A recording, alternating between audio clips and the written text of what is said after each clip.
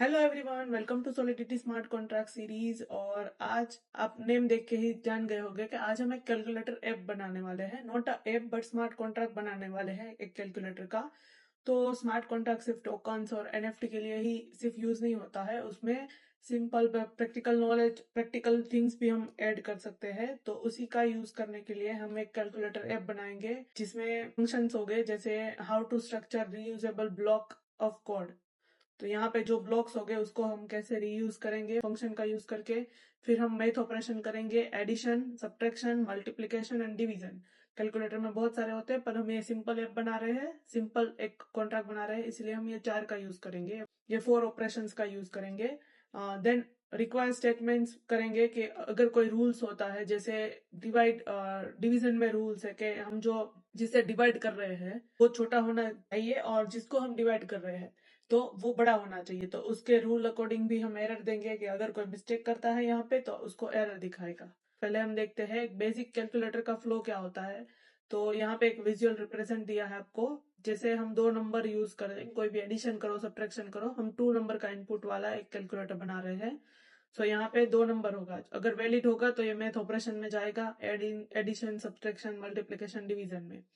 और स्टोर करेगा, result variable होगा वो इंट 256 किया है और उसको रिटर्न करेगा गेट रिजल्ट के थ्रू। हमें वो जो भी रिटर्न होगा दिखेगा। इनवैलिड होगा तो मतलब ये चेक करेगा कि ये बी है वो जीरो जीरो तो नहीं है ना, तो ये चेक करेगा ओनली फॉर डिवीजन। और अगर है तो ये ट्रांजेक्शन रिवर्ट करेगा एरर मैसेज के साथ। यहाँ पे देखो हमने पिंक बॉक्स किया है इनपुट वैल्यूज के लिए, ब्लू बॉक्स किया है मैथ ऑपरेशन वो परफॉर्म करने के लिए, ग्रीन है जो रिजल्ट इंडिकेट करेगा, और जो रेड बॉक्सेस है वो एरर हैंडलिंग पाथ के लिए है। तो हम बनाते हैं पहले एक कैलकुलेटर का सिंपल स्टार्ट करते हैं। तो यहाँ पे हम पहले रिजल्ट क्या आएगा, इन 256 में आएगा। कैसे इन 256 में रिजल्ट आएगा, ये रिजल्ट के लिए हम इन 256 लिखेंगे। तो पहले तो रिजल्ट क्यों यहाँ पे आया, हम मोस्टली यू इंट यूज करते थे बट इस बार हम इंट डाल रहे हैं। क्यों? बिकॉज इंट है जो माइनस में भी जाता है, जो यू इंट है वो 0 से स्टार्ट होता है, बट कैलकुलेटर है और डिवीजन भी है और मल्टीप्लीकेशन है और सब्ट्रैक्शन है, तो माइनस में भी वैल्यू जा सकती है। तो इसीलिए हमने यहाँ पे रिजल्ट में माइनस हो तो उसका आंसर लाने के लिए भी INT का यूज करेंगे, इंट का। फिर तो फर्स्ट हमारा होगा एडिशन, तो यहाँ पे हम फर्स्ट लिखेंगे फंक्शंस लिखेंगे, मैंने बोला था डिफरेंट फंक्शन हो गए इसमें। तो ये है फंक्शन ऐड, उसमें भी INT 256 से और INT 256 ए को देंगे और इन 256 हम देंगे बी को। तो ये दोनों देंगे और इनको पब्लिक रखेंगे क्योंकि वो हमें विजिबल रहे। और उसका रिजल्ट क्या करना होगा, result is equal to A plus B, ये हमारा रिजल्ट होगा जो हमें दिखाई देगा। और यहाँ पे ये रिजल्ट होगा वो भी INT 256 में ही होगा, मतलब कोई स्ट्रिंग या इस तरीके से नहीं आएगा। उसके बाद आएगा सिंपल सब्ट्रैक्शन, और सब्ट्रैक्शन में आएगा फंक्शन, सब नेम देंगे उसको, और उसमें भी इसी तरीके से INT इन 256A इन 256B और पब्लिक, और उसके बाद उसका भी रिजल्ट आएगा, रिजल्ट में आएगा A minus B, A minus B उसका रिजल्ट आएगा यहाँ पे, ब्रैकेट क्लोज। ओके, अब थर्ड क्या है, मल्टीप्लिकेशन है। देखो इन सब में हमको एरर नहीं दे रही है, एरर देनी नहीं है। ये सब अब बिग नंबर लो या ए का बड़ा हो या बी का बड़ा नंबर हो तो कोई प्रॉब्लम नहीं होगा, इसीलिए यहाँ पे हम कुछ एरर नहीं देनी है तो नहीं लिख रहे। ये आएगा फंक्शन मल्टी, मल लिखते हैं सिर्फ उसका शॉर्ट फॉर्म मल। और यहाँ पे आएगा सेम तरीके से इन 256 ए इन 256 बी, और उसको हम करेंगे पब्लिक। और यहाँ पे हमारा रिजल्ट होगा result A multiply B and bracket over. तो ये हो गया हमारा एडिशन, सब्ट्रैक्शन एंड मल्टीप्लिकेशन। अब जो फोर्थ है वो है डिवीजन। तो डिवीजन में हमें कुछ एरर भी डिफाइन करनी है, इसलिए पहले तो फंक्शन सबके जैसे ही लिखेंगे, फंक्शन डिव नेम देंगे और यहाँ पे लिखेंगे इन 256 ए इन 256 बी और ये बनेगा हमारा पब्लिक और रिजल्ट होगा a डिवाइड बाई b। अब देखो a से हमें b डिवाइड करना है तो उसके रिलेटेड ही हमें क्या एरर लिखना पड़ेगा। अब ये हमारा एक सिंपल फंक्शन हो गया, बट यहाँ पे हमें क्या डालना पड़ेगा, एरर आ जाएगा अगर किसी ने यहाँ पे हमें एक डिवीजन में एक हमें एरर हैंडलिंग करना पड़ेगा। यहाँ पे बी में हमें क्या डालना पड़ेगा, जो हमारा सेकंड पैरामीटर वो हमें 0 नहीं डालना है। अगर किसी ने 0 डाला तो हमें एरर शो कर रहा है, तो हम यहाँ पे ही लिखेंगे रिक्वायर करके, require be greater than 0। Okay, तो वो बी 0 से बड़ा होना चाहिए और उसके लिए एरर क्या होगा, हमें यहाँ पे लिखेंगे the second parameter should be larger than 0। ये हमारा एरर डिफाइन होगा। ओके, अगर यहाँ पे लार्जर देन 0 नहीं है तो ये हमें एरर देगा ये वाली। और इन सबके जो सारा जो आएगा आंसर उसको गेट करने के लिए ये है हमारा गेटर फंक्शन बनाना पड़ेगा। ये सारा वर्क तो करेगा, बट इस फंक्शनलिटी को फेच कैसे करेंगे, तो इसके लिए हम बनाएंगे फंक्शन गेट रिजल्ट। हम एक गेट रिजल्ट बनाएंगे और इसको भी करेंगे पब्लिक होगा, व्यू रिटर्न्स into 56 और ये हमें रिटर्न करेगा रिजल्ट। तो यहाँ पे हमें रिजल्ट मिलेगा। तो अभी हम देखेंगे, ये कंपाइल कर लेंगे। तो यहाँ पे हम कंपाइल कर लेंगे और यहाँ पे कैलकुलेटर को डिप्लॉय करेंगे। अब देखो हमें ऐड करना है, अभी हमें यहाँ पे कुछ अमाउंट डालना है, तो ऐड करने के लिए हम 10 और 20 डालेंगे, ऐड करेंगे। गेट रिजल्ट में क्या आ गया, 30 आएगा।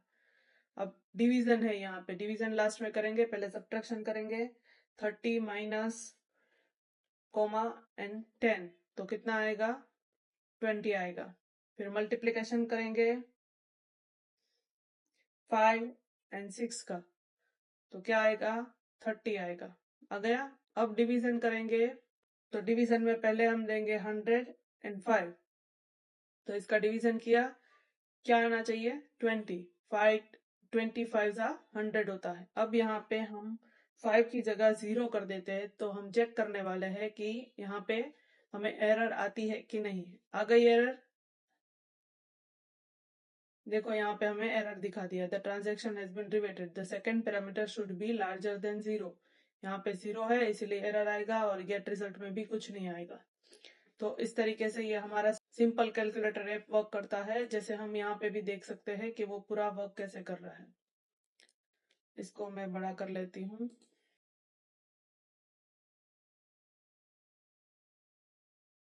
ओके, सो यहाँ पे देखो, ये एक वैलिड पाथ और इनवैलिड पाथ का तो ऊपर हमने देख लिया था, और हमने एरर कैसे आती है वो भी देखा।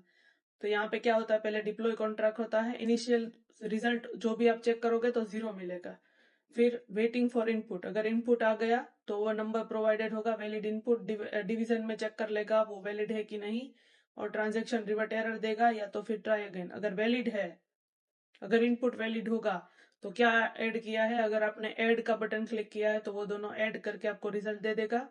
अगर सब्ट्रैक्शन का है तो वो करेगा, मल्टीप्लीकेशन का है तो उस तरीके से, एंड डिवीजन का इस तरीके से करेगा। तो यहाँ पे तो represent starting point of the contract, ये स्टार्टिंग पॉइंट है, और उसके बाद रेडी के बाद ये सब कुछ ये चेक करेगा, उसके अकॉर्डिंग यहाँ पे हमें आंसर मिलते हैं। तो यही सेम तरीके से हमें ये हमारा कैलकुलेटर ऐप वर्क कर रहा है। हमने ये जो इस कॉन्ट्रैक्ट में हमने जो ये गेट रिजल्ट वाला फंक्शन था वो हमने व्यू बनाया है, बिकॉज इसके साथ वो ब्लॉकचेन के स्टेट को चेंज नहीं करेगा इसीलिए, और सिर्फ रीड करने के लिए वैल्यू का और रिटर्न कर देता है। सो यहाँ पे हमारा गैस कॉस्ट भी कम होता है और ऑफ चेन फ्री भी हो सकता है, इसीलिए हमने इस तरीके से यूज किया है। फिर इसका यूज रियल वर्ल्ड में किस तरीके से होगा, जैसे फंक्शन है वो हर जगह यूज होते हैं। जो हमने यहाँ पे फंक्शन किया है वो ट्रांसफर करना है, कुछ कुछ स्टेकिंग करना है, कुछ गवर्नेंस डाओ है, गवर्नेंस एक्शन है, तो उसके लिए हम फंक्शंस बनाते हैं और एक दूसरे के साथ किस तरीके से इंटरेक्ट करते हैं वो है। फिर मैथ ऑपरेशन है वो किसके लिए है, जैसे हम डीफाई की ऐप बनाते हैं, उसमें कैलकुलेशन होता है, टोकन का बैलेंस होता है, उसके लिए हम जो मैथ ऑपरेशन यहाँ पे यूज किया उस तरीके से वहां भी करते हैं।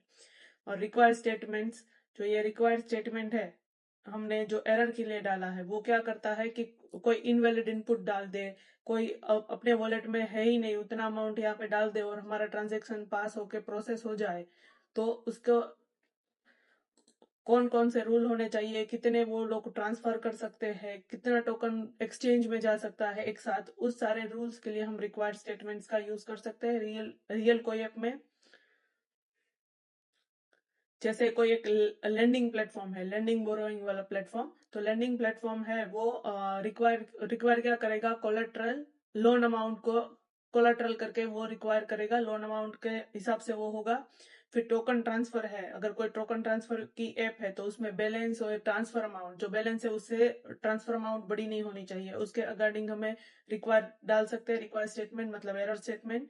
और स्टेकिंग कॉन्ट्रैक्ट में ब्लॉक का टाइम स्टैम्प जरूरी है और अनलॉक टाइम है उसका टाइम, जैसे कोई भी शेयर मार्केट वर्क करता है कि हम यहाँ पे टाइम लॉक डेली ट्रेडिंग वाले हैं, वो ये टाइम पे हमें सेल करना है, इसमें हमें अनलॉक कर देना है, यहाँ तक लॉक रखना है, उस तरीके से वो वर्क करेगा अगर मैथ ऑपरेशन के थ्रू। और फंक्शन से हमें हेल्प होता है, रीयूजेबल ऑपरेशंस करने के लिए हम फंक्शन हेल्प करते हैं। और ये जो एडिशन सब्ट्रैक्शन है वो सारी लैंग्वेज सारी अदर लैंग्वेजेस में भी सिमिलर तरीके से ही यूज होते हैं। और रिक्वायर स्टेटमेंट हम इसलिए यूज करते हैं क्योंकि इनवैलिड ट्रांजेक्शन हो या कोई भी ऐसा ट्रांजेक्शन हो जो फिशी हो या कुछ भी हैक वाला लगे, तो उसको रोकने के लिए हम उसमें रिक्वायर स्टेटमेंट यूज करते हैं। फिर अगर आप यहाँ पे चाहते हो अगर आप यहाँ पे चाहो तो कुछ और भी फंक्शन ऐड कर सकते हो, जैसे जैसे पावर फंक्शन होते हैं, मॉड्यूलस फंक्शन होते हैं, या तो फिर रीसेट है, यहाँ पे रीसेट हो जाए, यहाँ पे जीरो हो जाए, ऐसा कुछ फंक्शन है। कैलकुलेटर के अदर जो भी ऑप्शन होते हैं वो भी हम इस कॉन्ट्रैक्ट में ऐड कर सकते हैं। सो ये हमारा simple simple and short calculator app था, जो कैलकुलेटर ऐप हमने बनाया और उसमें कैसे फंक्शन और इन 256 एंड रिक्वायर स्टेटमेंट्स को कैसे यूज किया जा सकता है वो हमने देखा। सो यहाँ पे हमारा ये कॉन्ट्रैक्ट फिनिश होता है। Goodbye everyone, we meet in the next tutorial.